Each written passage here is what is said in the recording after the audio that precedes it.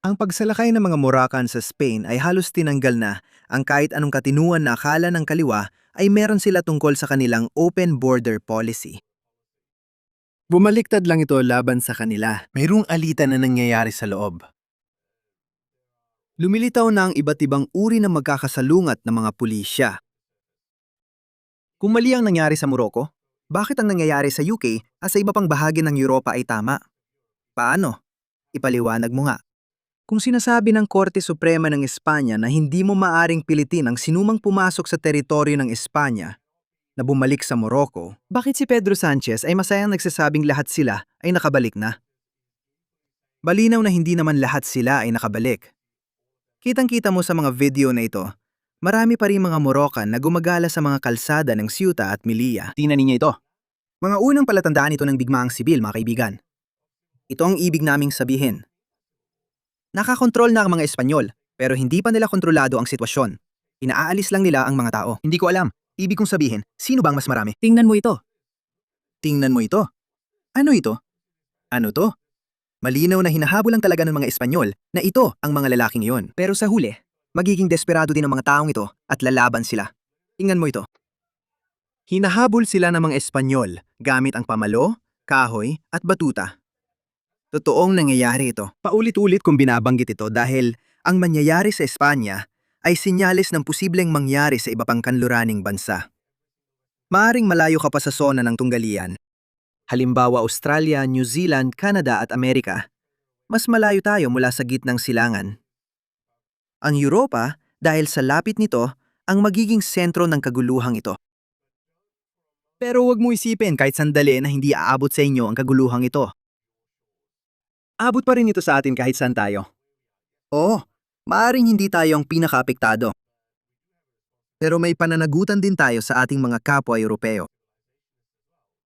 Ayokong maranasan ang Australiang digmaan at alam kong ayaw nyo ring maranasan ng inyong mga bansang digmaan o ang tunggaliang ito. Pero mangyayari ito. Bakit? Dahil sa mga taong tumatawag sa Spain o Europa, ang mga kaparehong taong yan ay nasa hanay din ng ating mga politiko. Paulit-ulit ginagamit ng mga tao ang parehong argumento tungkol sa pagkatao at malasakit. Tingnan nyo, hindi ko mapigilang ulitin ang video na ito mga kaibigan. Ito ang sinabi niya. Sabi ng iba, sobra na raw tayo na sumasalungat daw tayo sa Agos. Pero gusto ko sanang itanong sa inyo, kailan pa naging radical ang pagkilala sa mga karapatan?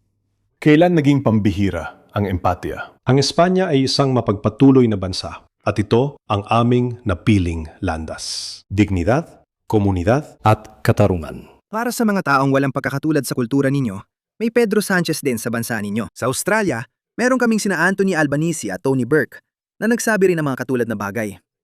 Patuloy nilang ginagaslight ang publiko ng Australia. Ililindang nila ang tao, tinatawag kung ano-ano, dahil ayaw lang nilang mangyari sa Australia ang nangyari sa Spain. Yun lang.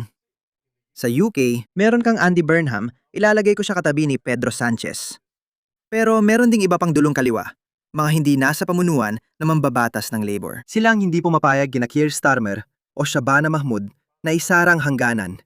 Sila yon dahil kasing radikal din ni Pedro Sanchez ang mga hindi nasa pamunuan na mambabatas nila. At syempre sa Amerika, meron kang Ma'am Dani, meron kang AOC, meron kang Bernie Sanders. Ang buong Democratic Party ay lumipat na sa dulong kaliwa. Mangyayari rin ito sa Amerika mga kaibigan. Bago ako pumunta roon, iparirinig ko muna ito. Nangyayari ito sa Inglaterra.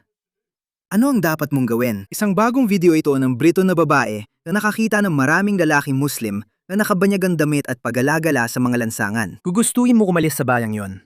At yan mismo ang sinasabi niyang gagawin niya. Pakinggan ninyo. Kailangan kong lumipat. Kailangan natin lahat umalis. Ano ito? Ano ito? Oh my gosh, so good.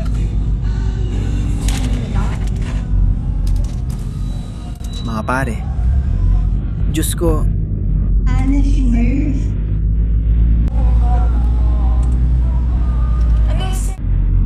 Ano ito? Unfortunately, can't walk around the streets. Niloloko mo ba ako? Diyos ko! tingnan mo, nakapunta na si Nick Shirley sa Ceuta at nagtatanong siya roon. Tingnan mo ito. Inorganisa ito ni Morocco ng mga social network. Walang update sa Exi ng iyon. Eh, hindi. Policia, Pulisya sa Morocco. Tinawagan nila sila maaaring para magkaroon ng pumunta iba. agad na May yun. batang lalaki tayong taga-salin na yon. Tinanong namin kung napunta sila rito dahil sa social media at TikTok, sabi niya pinapasok sila ng pulisya ng Morocco. Bakit ka pumunta sa Espanya? Dahil wala akong tiraan sa Morocco. Bakit kayo pumunta dito sa Espanya? No tengo dinero. Nagiging alanganina ang sitwasyon dito. Lahat nagsisigawan at walang nakakaalam ng wika. Ako'y nag-iingles at nagkakastila. Sila na may putol-putol na Kastila at Marokanyo. Amigo, gracias. Anong ibig kong sabihin? Tres, saan ka pupunta? Pumunta sila dito para makapunta sa Europa, kaya nagiging tuntungan ng Espanya. Dahil dito, agad kinansela ni Giorgia Meloni, di na siya naghintay sa mga kalokohan nila. Kinansela na niya. Wala na mula Espanya, kahit pa mamamayan ka ron o sina Rafael Nadal at Carlos Alcaraz. Kailangan mo na mag-apply ng visa kung gusto mong pumunta sa Italia. Magaling. Nabubuwag na ngon. Kailangan talagang mabuwag ito. Ito ay itinayo sa mga pagpapahalaga na sana ay gumana sa mga sibilisadong tao na kayang magkasundo sa isang bagay. Ang mga Italiano, Kastila, Pranses at Aleman, lahat sila ay maaring magkasundo sa ilang pangunahing universal na pagpapahalaga na, alam mo, ang isang lalaking Kastila ay maaring pumunta sa Italia at ang isang Italiano ay maaring pumunta sa Alemanya at Pransya at pabalik-balik at iba pa. Maari mong asahan na hindi sila basta-basta mababaliw at basta na lang mananaksak. Bakit? Dahil naabot na nila ang magkatulad na antas ng kaunlarang pang-ekonomiya. Ang kaunlarang pang-ekonomiya ang nagtatakda ng iyong asal. Magdala ka ng isang taga-baryo mula sa Pakistan. Pinitiyak ko sa'yo, gagawin niya ang iba't ibang bagay na hindi mo man lang maiisip. Hindi mo kayang isipin kung ano ang gagawin nila. Itong ideya ng universal na malasakit para sa mga tao sa iba't ibang kultura, hindi ito praktikal o gumagana dahil hindi nito isinasaalang-alang ang malaking usaping binabaliwala, ang mga kultural na pagpapahalaga at kalagayang pang-ekonomiya ng mga tao. Napakahalaga ng mga ito. Mayamang lalaki mula Pakistan ang maaaring dumating. Hindi niya gagawin ang kalokohang ito. Ato, ayos lang siya. Isang mayamang lalaki mula sa Pakistan ang pwedeng dumating. At kung malaya ang isip niya o liberal ang pag-iisip niya, ayos lang siya. Kahit siya ay lipstick Muslim o iba pa, ayos lang. Pero hindi pa rin dapat siya dalhin ng maramihan dahil dala pa rin niya ang pinapahalagahan niya. Kaya hindi talaga gumagana ito. Ang ekonomiyang katayuan at mga pagpapahalagang kultural ay mahalaga. Pero itong mga sosyalistang kaliwa na woke, bulag sila sa paniniwala nila. Ayaw lahat, Europa, pati na, sinasabi ko sa'yo, pati na ang Romania. Rusya. Kailangan ng Rusya na murang manggagawa, Morocco. Karapatang pantao. Kaya narito ang isang grupo nila na lahat ay dumaan mula sa Morocco. Kaya narito ang isang grupo nila na lahat ay dumaan mula sa... Saan kayo pupunta ngayon? Paris, London, Germany, Brussels, Budzika. Denmark. Magkakaroon sila ng world tour. Gumastos kami ng $10,000 para makapunta sa Europa. Heto na sila. Sakay ka ng bangka, mag-grade, tapos boom. Ang sosyaliste, ang woke daw ang gagastos sa biyahe mo. Pero sa totoo lang, kayo mga nagbabayad ng buwis ang totoong nagpapaluwal sa bakasyon nila. Labas na. Ang ibig kong sabihin, tingnan mo sila. Mukha ba silang traumatized? Isa itong malaking pakikipagsapalaran para sa kanila. At tingnan mo, sa totoo lang, hindi ko sila masisisi. Hindi mo ba gagawin yon? Sabi mo nga, walang buhay at karapatang pantao sa Morocco. Third world at walang kwenta. Hindi mo ba gustong umalis? Ako? Aalis ako. Aalis ako. Aalis ka rin. Hindi trabaho nila na huwag pumunta dito. Trabaho mo na pigilan silang pumunta dito. Mahilig sila sa malupit. And how old are you guys? 28 na siya. Bakit ang mga babae walang binyet? Sabi niya ang mga babae ay nasa bahay, gaya ng sinasabi sa Islam. Ito ang mga pro-LGBTQ na tao ni Pedro Sanchez sa hinaharap. Tama, magaling. Tingnan mo ito. May ipapakita pa akong iba pang nangyayari sa Espanya. Tingnan mo ito. Tingnan niyo ito mga pare. Nakisali na rin ang mga taga-Sub-Saharan Africa na parang sinasabi, sama kami, huwag niyo kaming iwan, papunta rin kami. Bigyan niyo naman kami ng pagkain, pakiusap. Pakiusap. Sa amin, walang pagkain at nagbubuo sila ng pila. Tingnan mo to. Pangalawang araw na sunod-sunod, may Muslim na binabato sa pansamantalang tirahan. Ayan na, inatake siya. Hindi na nakapagtataka na atakehin siya. Ayaw sa mga aso. Halika. Mag-iingat ka. Wow. Walang pakialam sa mga sasakyan na to. kung ano-ano sa atin. Literal na mga barbaro.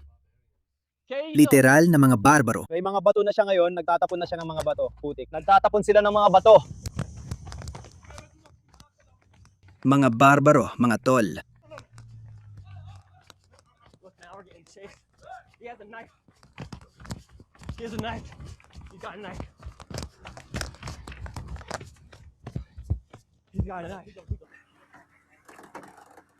Ganun lang. Tapos na ang misyon natin sa Espanya, mga kasama, ito ang totoo tungkol sa kung ano talaga ang nangyayari. Katapos kami sa habulan ng may dalang kutsilyo, pababa ng burol at inihatid pabalik sa sasakyan ng mga pulis ng Espanya. Kung nagustuhan mo ang video, paki-like. Ito ay pahiwatig lang ng mga darating pa. Darating ito. Gusto mo man o hindi. Darating ito dahil nagbubulag-bulagan tayo. Dumaragsa na sila, ngayon ay dumarating na sila. Nagdesisyon na ang Espanya na magpadala ng militar. Oh, baka huli na para dyan. Marami pa silang gagawin. Hindi ko alam paano mo malalaman kung ano ang dala ng 10,000 lalaking ito. Inutusan ng militar na huwag pilitin o maging mahigpit sa mga taong ito. Napanood ko ang clip kung saan tinanong ng mamamahayag na Espanyol ang sundalo at sinabi niyang pinayuhan siyang huwag gumawa ng anuman. Ngayon, sa maliit na isla lungsod na ito, gusto talaga ito ng mga tao. Sila ang humiling silang magdeklara ng emergency kahit tumutol ang pamahalaang Espanyol sa simula. Balita, magpapadala na sila ng militar. Oh, bakit niya ito Galingan mula sa ginagawa? likod. Sabi ni Pangulong Trump, ano ang nangyayari sa Spain na may 10,000 ilegal na imigrante na sumasalakay? Nangyari ito sa US sa ilalim ni Joe Biden. Mauulit at lalala pa ito kung mananalo ulit ang mga demokratiko. Huwag hayaang masira ang bansa. Bumuto ng Republikano at ipagmalaki ang USA. Iyan ang sinabi ko. Hindi ko pa nabasa ang pahayag na yon, mga kaibigan.